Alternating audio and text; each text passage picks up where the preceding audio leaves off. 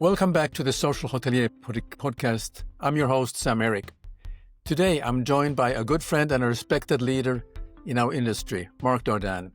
He is a Chief Executive Officer of Modern Hospitality.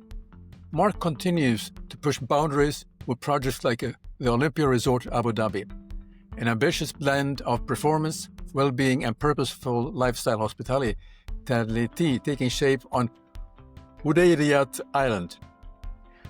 We'll be exploring the thinking behind Olympia, how movement and recovery informs its design, and what it signals for the future of healthy, active travel. Mark brings a global perspective, a sharp operational mind, and real passion for creating places that elevate the way people live. So before we dive in, Mark, I have to highlight something personal. You're in your senior years like me, and we used to play tennis in Bali a few years ago. We were much younger. We can wake up early in the morning, hit some balls. And yet you're training for a triathlon, which makes me really envious. I see these pictures posted in LinkedIn where you're just getting ready for another race. I want to hear what keeps you motivated and what drives that discipline, how this mindset informs the experiences you're creating for others. Mark, great to have you back on the show. So tell me about this triathlon. Thank you, Sam. Always great to be back here.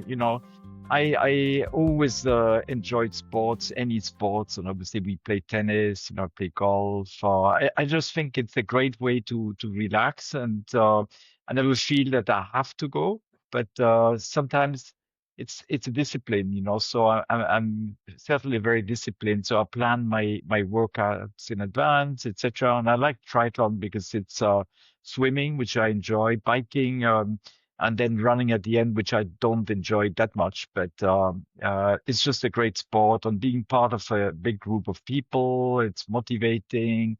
And it's not really the time that you take to cross the line. It's just the fact to participate. And I just love it. Very good. Yeah, I mean, I'm pretty good in running. Swimming definitely is not my forte, and biking I would do, but I never got around doing a triathlon. And how does this thing, what you're doing in your kind of a athletic activities and training, relate to what we're going to talk about, which is this interesting resort? Yeah, I think Olympia is in a white space, and you know me right from the past. I'm always looking for white spaces, and I had the privilege to be part of the creation of several brands, right? Like the Address here in Dubai. Then we had Patina in Asia, and recently I was involved in creation of brands in Saudi Arabia. We've done the same thing here in Abu Dhabi. And it's I must really say it's getting a little bit more difficult to find these white spaces. I mean, where brands are not, and to be really in line and read the future and be in line for the new trends, right? So I think Olympia falls exactly into that, right? When you look at trends today, it's all about living better, longer. People want to look after themselves, etc. So, and certainly lifestyle had been around, so combining actually increasing performance and also lifestyle is the white space in my eyes. Very good. But from your vantage point, how do you see performance, science, and hospitality blending in a way that genuinely shifts guest expectations, not just adds as a new feature? Yeah, I think it's a perfect blend. It's certainly new to market. I mean, some other brands have ventured in that area. I would say a brand like Equinox, obviously their first hotel in New York, and opening a few more hotels around the world. You have also here locally in the UAE, Cyro, which is a brand that was created by Kersner. And I think that's the two major brands that I know. So I think certainly Olympia will fall in that category, and combining that lifestyle aspect with high performance, I think is something completely new, and will certainly create has already created a lot of interest in the market. But when you shape a resort around movement, balance, and recovery, what deeper human motivations do you believe you are tapping into? I think it's a little bit what I mentioned before. I think people, want to look after themselves better. And I think it's maybe the experience of COVID, when we went through 2 years of trauma, uh, where a lot of people were affected obviously by COVID. And, post-COVID, there's a couple of trends that I've seen. One is that people wanted to travel on experience at any price. So they would prefer to spend money on travel and going abroad and visiting, etc., versus maybe buying a bag or buying something material. And first we thought it was revenge travel, but actually it really stayed, so that's really one aspect. The other aspect, I think, post-COVID was really that generally people wanted to look after their health. They suddenly realized, this is something I have to do. And you look also at the younger generation. For example, in the US, in Europe also, you can see that the younger generation actually also drinks less alcohol, right? So now you have even bars that opening up without alcohol. There's mixed drinks, etc. So you see that the younger generation is really on that trend. So I think that's really the two answer to your questions. Yeah, I mean, I see it here in the Nordics also.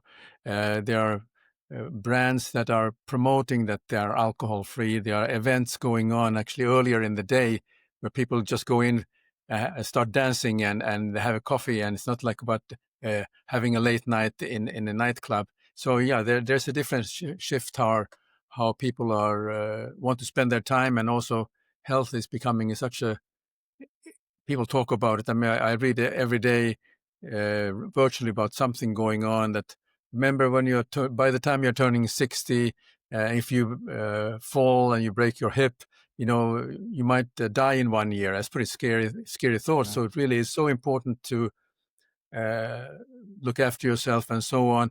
But tell me a little bit about this resort that you have developed. I mean, I got the impression it's for high performance athletes, but you're now saying, no, it's not for that. It's for a lot of people. I think, initially it was really conceived with that in mind, because Hudreyat is an island that Modern is developing, and we have several projects that we have developed. One is Surf Abu Dhabi. It's the longest artificial surf wave in the world, and we are really attracting athletes from all over the world. We had recently a world championship. It is also accessible for normal people. It's quite expensive, but still accessible. Then we have a high performance center where we inviting athletes, especially from Europe during the cold season, to come and train, or teams to come and train. We're opening a velodrome. That's next year, first quarter next year, that will host the World Championships of cycling. So that island has been developed. One part of the island has been developed in view of high performance. And when I looked at the hotel, it was on the planning. I said, look, if we really only focus on high performance, I'm not sure if the hotel is going to be successful. Why do we combine the high performance with really normal people like you and I, right? Because we like to sleep better. We like certainly to a certain extent work out, etc. And we like to see also athletes, right? It's always so exciting to see professionals, the way they train and the way they are, and you see famous cyclists and the world champion of surf. For me, it doesn't matter what sport, it's always quite exciting. So I think Yeah. that's certainly. So we decided to really, attract non-athletes also. The other part is that athletes, when they train a lot, or they have families, and to provide a resort to the families of the athletes, so the wife can maybe relax around the pool with the kids, etc. and he can, focus on training, and vice versa. Obviously, if it's a female athlete, she might have a husband, etc. So I think that combination is going to work really nicely. Yeah. When sport, family, and lifestyle design coexist in one resort, how does that challenge the traditional narrative of luxury that the industry still clings to? Yeah, I think, we all know that luxury has evolved, from the 10, 20. When we started our careers, everything was about palaces or marble and chandeliers. That was the typical luxury. Now the luxury has completely evolved, and you have the ultra, I call that the ultra luxury, which is really, remote camps. And I hate to talk about the experience because everybody speaks about the experiences, but certainly that's what it is, right? Trekking in the Tibet and sleeping in, maybe in a nice hut, etc., where you spend $2,000, $3,000 a day, right? So that's the new luxury. The traditional luxury will still remain, so for me, luxury is really it's really everybody's perception. So you can have traditional luxury, you can have and what we're offering, I wouldn't call it lu- luxury. I would say it's more on the lifestyle and experience side, right? So we will have outstanding service, great people, motivated. Anything that you want is going to be there. We have a beautiful spa. We have an indoor, outdoor pool. We have a rooftop bar. We have all the facilities. But I think I wouldn't describe it as luxury. I would be more in the category of lifestyle. Yeah. As it was originally designed for high performance athletes, you have these recovery tools for them. So can you talk a little bit about what are the things that typically a high performance athlete need in order to recover, and also how this now relates to people who are coming, like you and me, we go there for in a way how we are exercising. Yeah, yeah. No, I mean, it was a learning curve for me also. I didn't really know about the hypoxia rooms where you actually reduce the oxygen level. And I thought it was a little scary to say, okay, you're going to reduce the oxygen level. It's just a few percentages, but it helps with the recovery for the athletes. And I'm saying, look, if an athlete can recover, why can't we recover also and have the same benefits, right? So I think that's one. The other one that we put a lot of emphasis on is the sleep experience. Yeah, When you think really how many hours you spend in a bed in a hotel, 6, 7, maybe 8 hours. And, how much care is there in the selection of the mattress, right? So we selected a mattress that will certainly help the athletes to recover. But you and I need a good sleep, right? So, and it's so important today. And it's really proven that, having a good sleep will help, will give you a great health benefit, right? So that's the second one. Then we have all the recovery tools that athletes use, the boots, etc. That all of us can. We can go for a long walk, for a bike cycle, and then afterwards go through the same routine that the athletes would go. Take a nice bath, have a nice relaxing massage, have some recovery boosts, etc., etc. So you really don't have to be an athlete to go through these whole processes. So you will go there for a weekend, you enjoy yourself, you might go to the rooftop bar, maybe you have a couple of drinks, but you have a good workout, you sleep really well, and you'll have a fantastic experience. yeah. So this Hudayriyat destination seems to me that has its own emerging identity. How do you see this destination helping people rethink how they live, move, and connect? I mean, and this has community aspect. I mean, one thing about Modon is, we are not a typical real estate developer. We develop whole master plans. Hudreyat is 67% or 57% of the landmass of Abu Dhabi. It's a huge island. So we are able to really master plan and I would say do it right. So we are creating connected living where people want to buy real estate because they can enjoy that lifestyle. They have access to the beaches, they have access to sports facilities. If, for example, you're a horse lover, we have one section of the islands where you can keep even your own horse close to your house.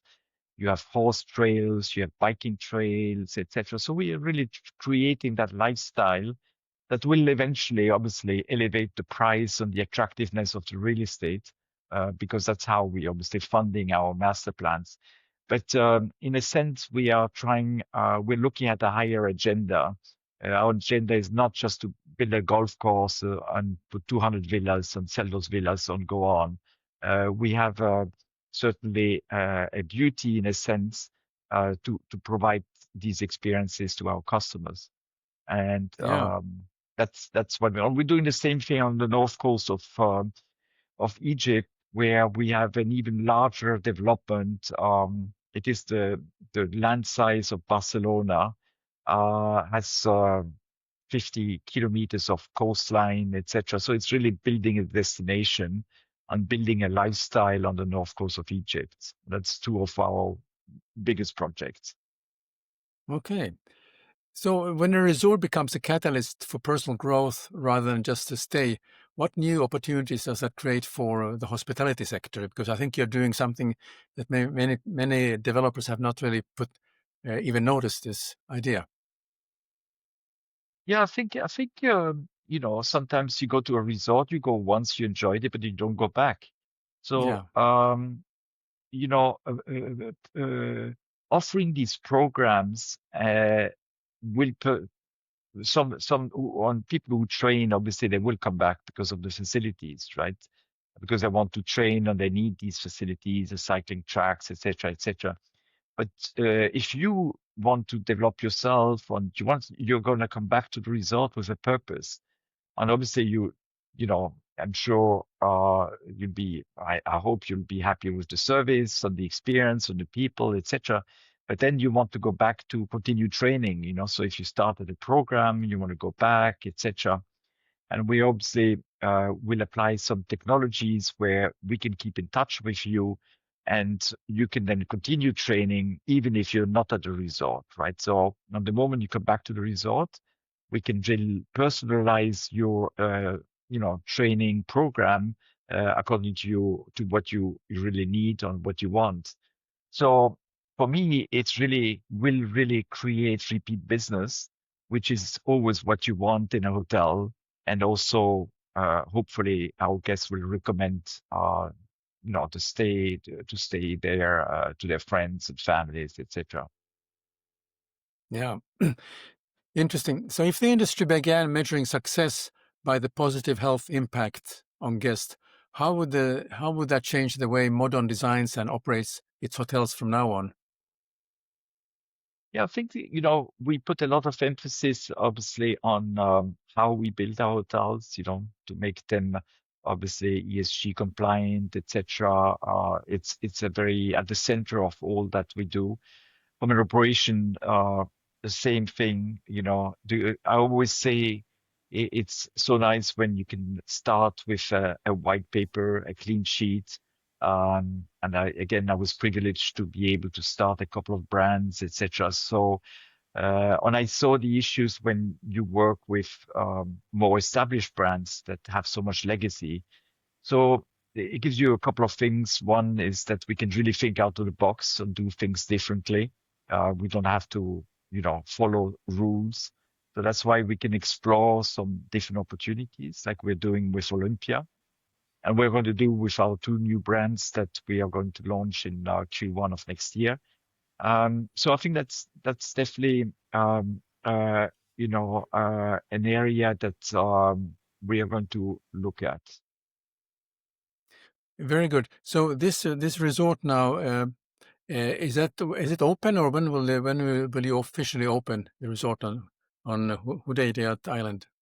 We'll we'll open we'll open in May. So now we're in pre-opening, and we obviously have our leadership team on board, etc. So it's for me, it's always exciting. I'm sure you have been through a couple of openings in your career, and it's just exciting to see the team coming together. Very motivated.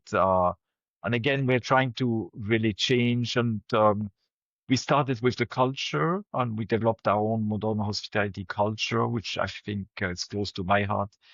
We have a team coming in March that will help facilitate the development of the Olympia culture. What does it mean for the team members to work at Olympia? Number one, when we interview people, we ask them, can you do 100 push-ups? Just joking.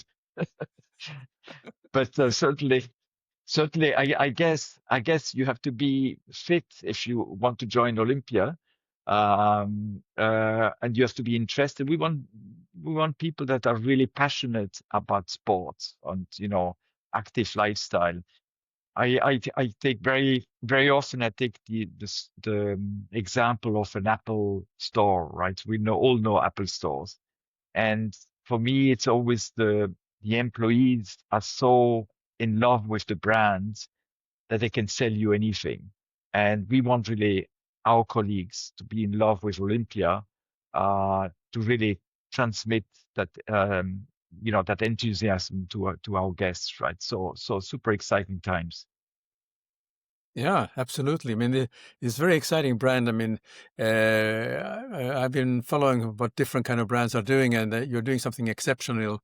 And obviously, I'm very pleased that you asked that you want to talk about this new venture with me on the Social Hotelier. So that's really appreciated. So, Mark, thank you for joining me once again. Your perspective on performance, well-being, and purposeful hospitality adds real depth to the conversation, and it's inspiring to hear how the vision behind Olympia is taking shape. And your commitment to active living, both personally and professionally, sets a powerful example for our industry. So, to our listeners, thank you for tuning in. If today's discussion sparked new ideas about travel, how you'd like to travel, movement, and recovery can come together, I encourage you to follow the development on Hudaydah Island and the evolution of Olympia Resort Abu Dhabi.